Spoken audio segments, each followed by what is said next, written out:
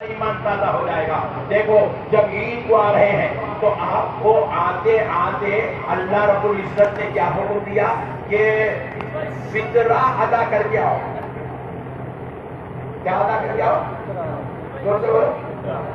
ایمانداری سے پوچھو جو ادا نہیں کرے گا ہاتھ اٹھاؤ. ماشاء اللہ پورے اچھے لوگ آج 20 بڑے میں جمع ہو گئے. اللہ کا شکر ہے. میرے پیارے بھائی ہو، ہم لوگ فطرہ ادا کرنے میں بہت کوتاہی کرتے ہیں. دیکھو اللہ تعالیٰ کا کیا دستور ہے، اللہ نے اسلام میں ہم کو کیا تعلیمات عطا فرمائی. دیکھو اللہ رب العزت نے ہمیں کیا حکم دیا، شادی کرو. شادی کرے پھر دوسرے دن اللہ کیا بول رہا ہے، دعوت کرو. ہم پوچھے اللہ یہ دعوت کس بات؟ بولے یہ دعوت خوشی کی دعوت. بولے اللہ کیا ہے وہ؟ ولیمہ. خوشی کی دعوت ہے ولیمہ. خوشی کی دعوت ہوا نا بھائی سب کا اللہ خوشی کی دعوت. پھر اس کے بعد آپ غور کیجیے گا، اللہ رب العزت بندوں کو دولت دیتا ہے تو کہتا ہے کہ میرے بندوں میں نے تم کو دولت دی ہے، بدلے میں تم اس کی زکات ادا کر دو. بندہ بدلے میں اس کی زکات ادا کرتا ہے. اللہ رب العزت بندے پہ انعام کرتا ہے، انعام کر کے کہتا ہے بندے اس کا کفارہ ادا کر دے، اس کا صدقہ ادا کر دے، اس کا جو ہے کفرانہ ادا کر دے. تو بندہ اپنی زکات نکالتا ہے، صدقات نکالتا ہے، خیرات نکالتا ہے. اب پروردگار کہہ رہا ہے میرے بندے عیدگاہ کو پہنچنے سے پہلے فطرہ ادا کر دے، کیونکہ میرے بندے تیری خوشی کا وہ کفارہ ہے. اور یہ فطرہ نکال کر تو کسی میدان میں یا کسی اور جگہ نہیں دے گا، بلکہ میرے ان بندوں کو دے گا جن کے گھروں میں عید کا سامان نہیں ہے، جن کے گھروں میں سیویاں نہیں ہے، جن کے گھروں میں ابھی دودھ نہیں پہنچا ہے، جن کے گھروں میں ابھی بریانی کا سامان نہیں پہنچا ہے، جن کے بچوں کے کاندھوں پر ابھی کپڑا نہیں پہنچا ہے. میرے بندے ان کو فطرہ ادا کر، تو ان کو خوش کر کے آ جا. مجھے میرے رب ہونے کی قسم، میں تجھے میدان سے خوش کر کے اپنے گھر کو بھیجا دوں گا. میں خوش کر کے تجھ کو تیرے گھر کو بھیجا دوں گا. اللہ رب العزت نے انسانوں کو کیا تعلیم دی؟ حالانکہ آج خوشی کا دن ہے، اللہ کہہ رہا ہے تم انعام لینے آ رہے ہو، میں تمہیں انعام عیدگاہ میں ضرور دوں گا، لیکن تم اس سے پہلے میرے غریب بندوں کا خیال کر لو، مسکینوں کا خیال کرو، یتیموں کا خیال کرو، بے کسوں کا خیال کرو، بے سہارا لوگوں کا خیال کرو. اللہ اکبر کبیرہ. اور یہ یتیموں کا خیال کیسا کرنا ہمیں آمنہ کے لال نے سکھایا ہے، سارے نبیوں کے سردار نے سکھایا ہے، سارے رسولوں کے امام نے سکھایا ہے کیسا خیال کرنا ہے. اللہ اکبر کبیرہ. میرے پیارے دوستو، ایک صحابی حضرت بشیر بن عقبہ، حضرت بشیر بن عقبہ رضی اللہ تعالیٰ عنہ، ان کے والد محترم میدان احد میں شہید ہو گئے. حضرت بشیر بن عقبہ ایک میدان کے کونے میں کھڑے ہو کر رو رہے تھے. نبی مکرم صلی اللہ علیہ وسلم صحابہ کرام کے قافلے کے ساتھ تشریف لے جا رہے. رحمت عالم کی نظر حضرت بشیر بن عقبہ اس بچے پر پڑی. نبی پاک علیہ السلام اس بچے کے پاس گئے، کیونکہ یہ رحمت للعالمین کی شان ہے، حضور کسی کو روتا ہوا نہیں دیکھ سکتے. رحمت عالم صلی اللہ علیہ وسلم اس بچے کے پاس گئے، جا کر پوچھنے لگے ہیں بشیر بن عقبہ کیوں رو رہے ہو؟ تو انہوں نے کہا یا رسول اللہ میدان احد میں میرے بابا شہید ہو گئے ہیں، یا رسول اللہ میں یتیم ہو گیا ہوں، یا رسول اللہ میں یہ سوچ کر رو رہا ہوں اب میرا کیا ہوگا. نبی پاک علیہ السلام نے یتیم کے سر پہ ہاتھ رکھ کر فرمایا ہے بشیر بن عقبہ کیا تو اس بات سے مطمئن نہیں ہے، کیا تو اس بات سے خوش نہیں ہے کہ میں تجھے آج یہ خوشخبری دیتا ہوں کہ میری بیٹی فاطمہ تیری بہن ہے، میری بیٹی فاطمہ تیری بہن ہے، میری بیوی عائشہ تیری ماں ہے، اور میں محمد تیرا باپ ہوں، میں محمد تیرا باپ ہوں. حضور نے یتیموں سے اتنی شفقت فرمائی کہ ان کو اپنا بیٹا بنا دیا. اللہ اکبر. کہا کہ میں محمد تیرا باپ ہوں، میری بیوی عائشہ تیری ماں ہے، میری بیٹی فاطمہ تیری بہن ہے. یہ یتیموں پر حضور کی کرم نوازی تھی. بات یہیں پر ختم نہیں ہوتی. ایک مرتبہ عید الفطر کا آج ہی کے دن کا موقع تھا. آج ہم آئے ہیں, آج ہمارے خاندان میں کئی یتیم پڑے ہوئے ہیں, ہمیں ان کی فکر نہیں ہے. کئی بے کس بے سہارا لوگ پڑے ہوئے ہیں, ہمیں ان کا کوئی خیال نہیں ہے. کووڈ میں ہمارے بھائیوں کا انتقال ہو گیا, کووڈ میں ہمارے ماموں کا انتقال ہو گیا, کووڈ میں ہمارے چچاؤں کا انتقال ہو گیا, کووڈ میں ہمارے خالو صاحب کا انتقال ہو گیا, لیکن ہم نے ان کے بچوں کی کوئی خبر گیری نہیں کی, اپنے بھتیجوں کی ہم نے کوئی خبر گیری نہیں کی. آج ہم عید کے میدان میں آ کر بیٹھے ہوئے ہیں, لیکن وہ یتیم اپنے باپ کو یاد کر کے رو رہے ہیں. ہم نے ان یتیموں کے سر پہ ہاتھ نہیں رکھا, ہم نے ان یتیموں کا سہارا بننے کی کوشش نہیں کی. لیکن آؤ میرے پیارو, آمنہ کے لال نے یتیموں کے ساتھ حسن سلوک کرنا اپنی امت کو کیا تعلیم عطا فرمائی ہے, ذرا غور کر کے دیکھو. قربان جاؤ نبی مکرم رحمت اللہ علیہ صلی اللہ علیہ وسلم کے آمنہ کے لال نے انسانیت کا سبق دیا ہے, آمنہ کے لال نے ہمدردی کا سبق دیا ہے, آمنہ کے لال نے محبت کا سبق دیا ہے. رحمت للعالمین نے لوگوں کے ساتھ بھائی چارگی, اتحاد, اتفاق کا سبق دیا ہے. میرے پیارو, کیسا سبق ہے, اللہ اکبر, کائنات اس کی مثال پیش نہیں کر سکتی ہے. نبی مکرم علیہ السلام عید الفطر کے لیے تشریف لے جا رہے ہیں, نماز عید الفطر کے لیے اپنے گھر سے نکلے سرکار, نماز عید الفطر کے لیے تشریف لے جا رہے ہیں. رحمت عالم نے دیکھا ایک بچہ میدان میں کھڑا ہوا ہے, رو رہا ہے. نبی پاک علیہ السلام اس بچے کے قریب ہے, جا کر نبی پاک علیہ السلام نے اس بچے کو پوچھا, بیٹا کیوں رو رہے ہو؟ تو وہ عرض کرنے لگا, یا رسول اللہ, میرے باپ کا انتقال ہو گیا, میرا باپ وصال کر گیا. کاش اگر میرا بابا ہوتا, میرے والد ہوتے, میں بھی آج نئے کپڑے پہنتا. میرے والد ہوتے, آج میں بھی عیدگاہ کو جاتا. میرے والد ہوتے, آج عید کی خوشیاں میں بھی مناتا. یا رسول اللہ, میرے بابا وصال کر گئے, اس لیے میرے آقا میں آج عید کی خوشیاں نہیں منا سک رہا ہوں. میں ان خوشیوں سے محروم ہو گیا ہوں, میں ان انعامات سے محروم ہو گیا ہوں. نبی پاک علیہ السلام کی آنکھوں میں آنسو آ گئے. تاجدار کائنات نے اس بچے کو گود میں اٹھایا. عیدگاہ کو آنے والے نبی واپس اپنے گھر کی طرف تشریف لے گئے. لے جا کر حضرت عائشہ رضی اللہ تعالیٰ عنہا سے کہا, عائشہ اس بچے کو پانی نہلاؤ. عائشہ اس بچے کو پانی نہلاؤ. حضرت عائشہ پانی نہلانے لگی.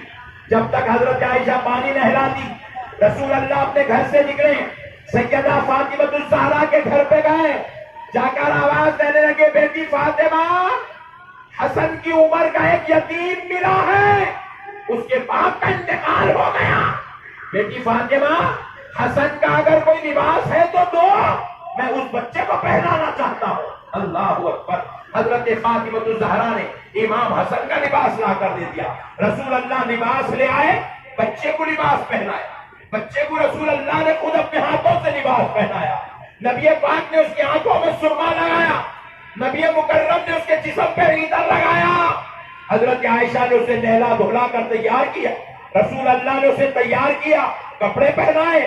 اب اس کے بعد وہ حضور کی انگلی پکڑ لیا عیدگاہ جانے کے لیے. آقا دو جہاں نے پوچھا, ارے اپنے خاندان میں یتیموں کی خبر گیری نہ کرنے والوں, سنو آمنہ کا لال کیا سوال کرتا ہے.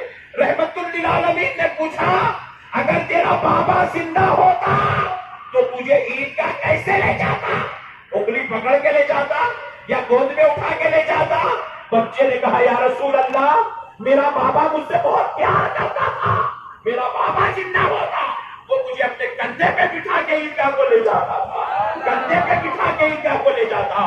رحمت عالم نے کہا, میں بیٹھ جاتا ہوں, عائشہ اس کو اٹھا میرے کندھے پہ بٹھا.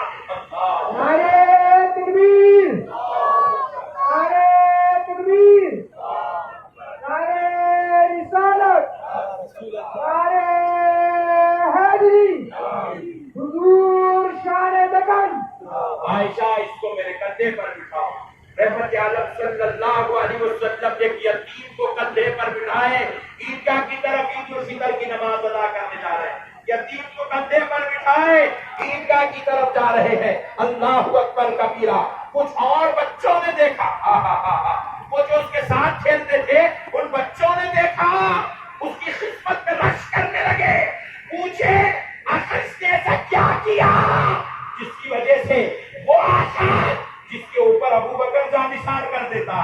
جس کے لیے عمر مرنے کو تیار ہے، جس کے لیے عثمان شہید ہونے تیار ہے، جس کے لیے حیدر کرام دشمنوں کے قافلے پہ ٹوٹ پڑنے تیار ہے، ویسا پیغمبر ایک بچے کو اپنے کندھے پر بٹھا کر لے جا رہا ہے، آخر کیا ایسا کام ہوا؟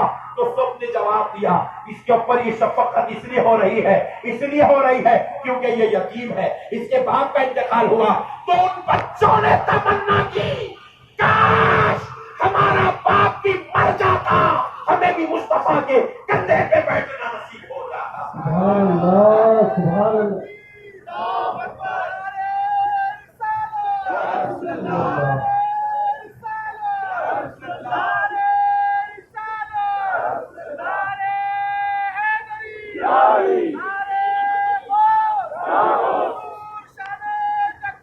حضور کی یہ شفقت دیکھ کر بچوں کو خیال آنے لگا کاش ہم بھی یتیم ہوتے تو ہمارے ساتھ بھی یہ شفقت ہوتی۔ اللہ اکبر، آمنہ کے لال نے ایسی شفقت فرمائی ہے یتیموں کے ساتھ۔ اتنا ہی نہیں ہے، اور آگے دیکھو نبی پاک علیہ السلام کندھے پہ بٹھا کے وہ بچے کو عیدگاہ لے آئے، سارے صحابہ وہ بچے کی خدمت پہ ناز کر رہے ہیں۔ حضور آئے، بچے کو سامنے بٹھا دیے، ممبر پہ بیٹھ کے خطبہ دینے لگے۔ پھر حضور کو خیال آیا اللہ اکبر، کہیں یہ نہ سوچے میرا باپ ہوتا مجھے گود میں لے کے بیٹھتا تھا، آج میرا باپ نہیں ہے اس لیے میں تنہا نیچے بیٹھا ہوں۔ تو آمنہ کے لال کو خیال آیا، رحمت عالم نے کہا ابو بکر ذرا اس بچے کو اٹھا کے مجھے دو، میں اسے اپنے گود میں لے کے عید کا خطبہ بیان کرنا چاہتا ہوں۔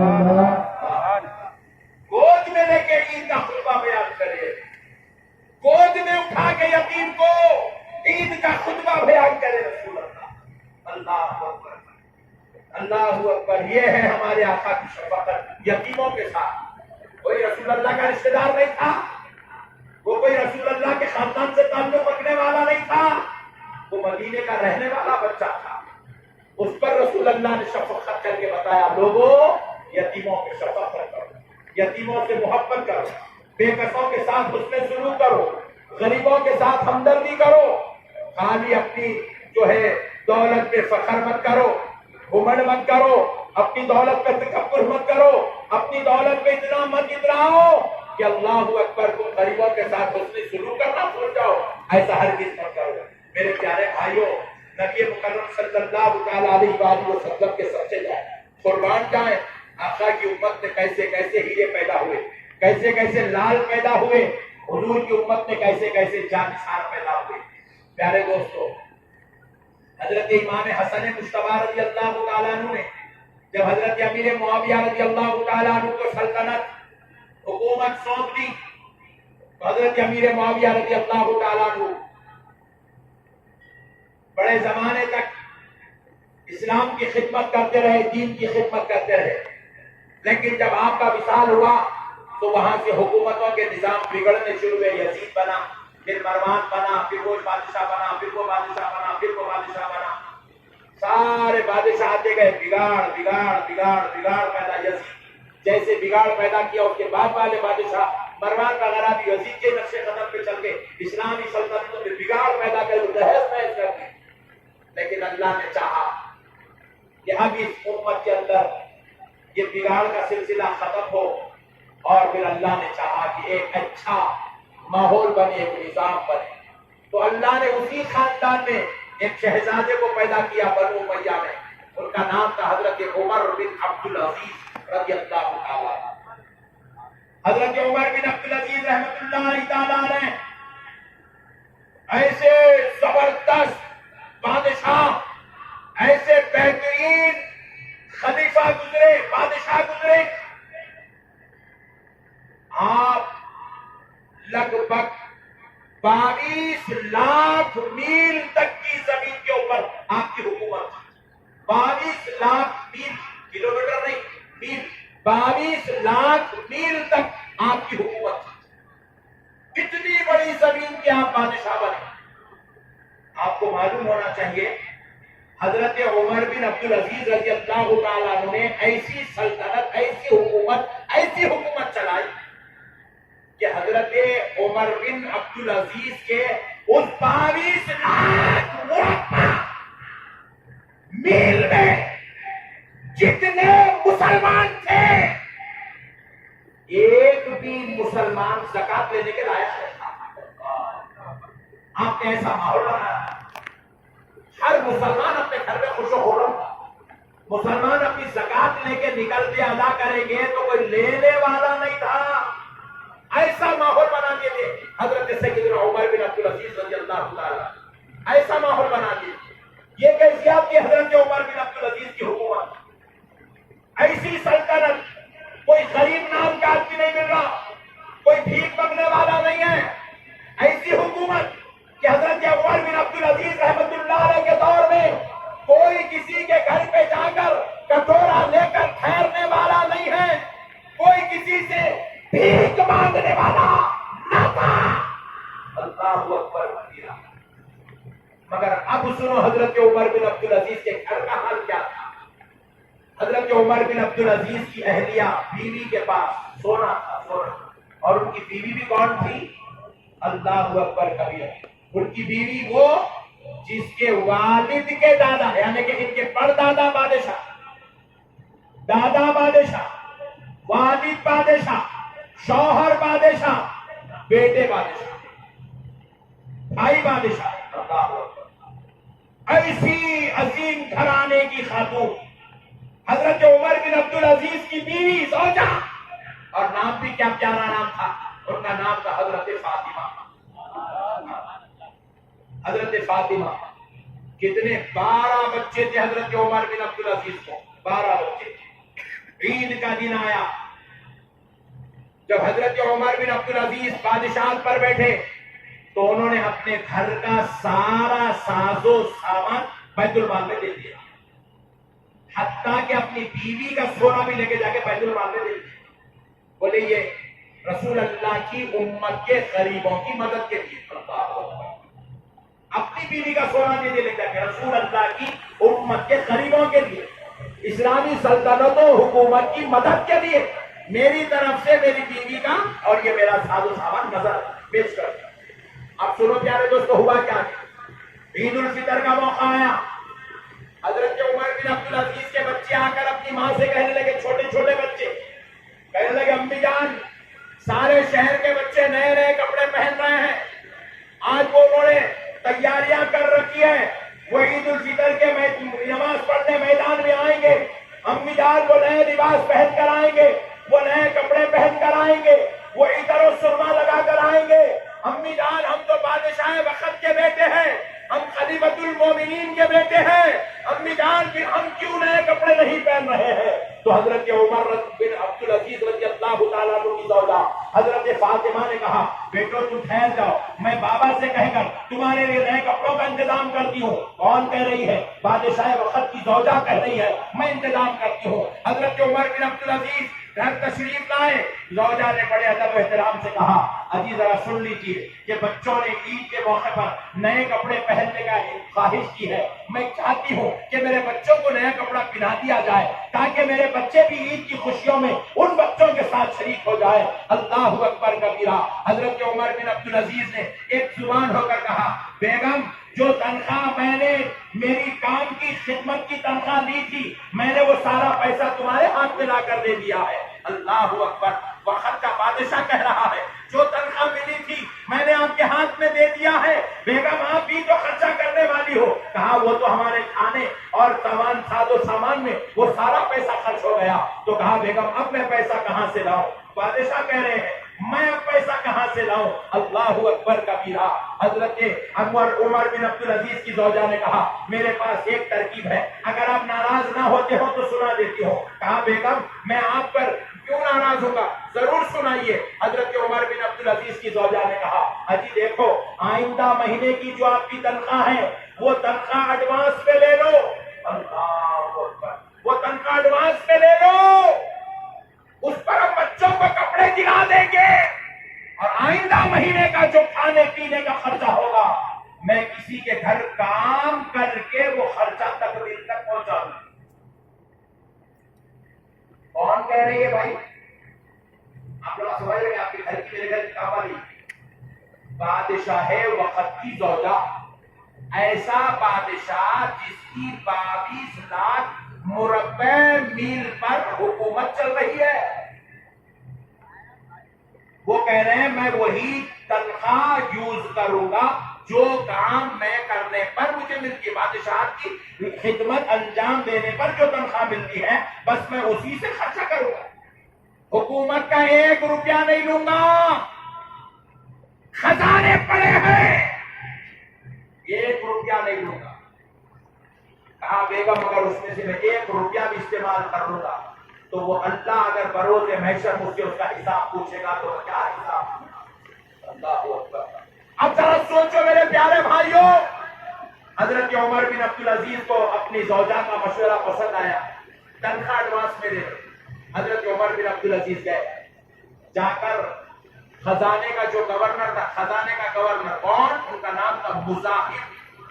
وہ کون تھے؟ حضرت عمر بن عبدالعزیز کے غلام کے غلام، اپنے غلام کو منسٹر آف فائنانس بنائے تھے، وہ خزانے کا گورنر بنائے تھے۔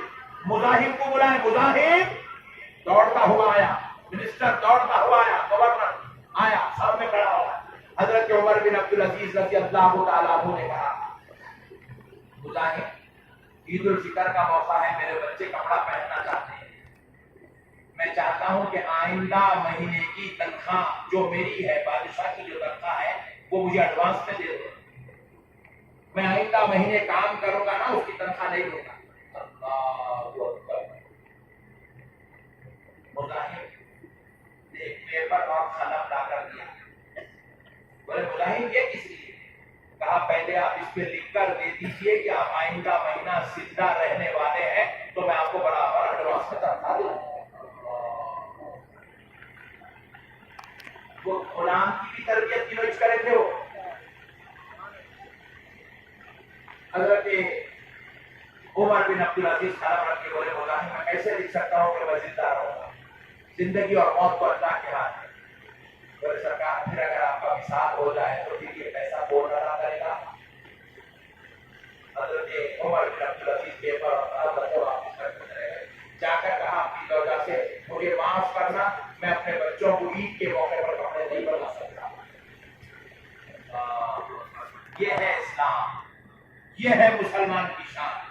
مسلمان حقانیت کا نام ہے، مسلمان ایمانداری کا نام ہے، مسلمان حلال کھانے کا نام ہے، مسلمان حرام سے بچنے کا نام ہے، مسلمان اللہ کو راضی کرنے کا نام ہے، مسلمان تقوی کا نام ہے، مسلمان پرہیزگاری کا نام ہے، مسلمان عبادت کا نام ہے، خدا کی رضا کے لیے جینے کا نام مسلمان ہے، خدا کی رضا میں مر جانے کا نام مسلمان ہے۔ یہ ہے مسلمان۔ حضرت عمر بن عبدالعزیز اپنے گھر گئے، جا کر بیگم سے کہنے لگے بیگم مجھے معاف کرنا، میں اپنے بچوں کو عید کے کپڑے نہیں بنا سکتا۔ اللہ اکبر۔ بہرحال چلتے ہوئے عید کا دن آ گیا۔ حضرت عمر بن عبدالعزیز عید کی نماز کے لیے عیدگاہ میں تشریف لائے، تو اس دور میں جو حاکم ہوتا تھا وہی نماز پڑھاتا تھا۔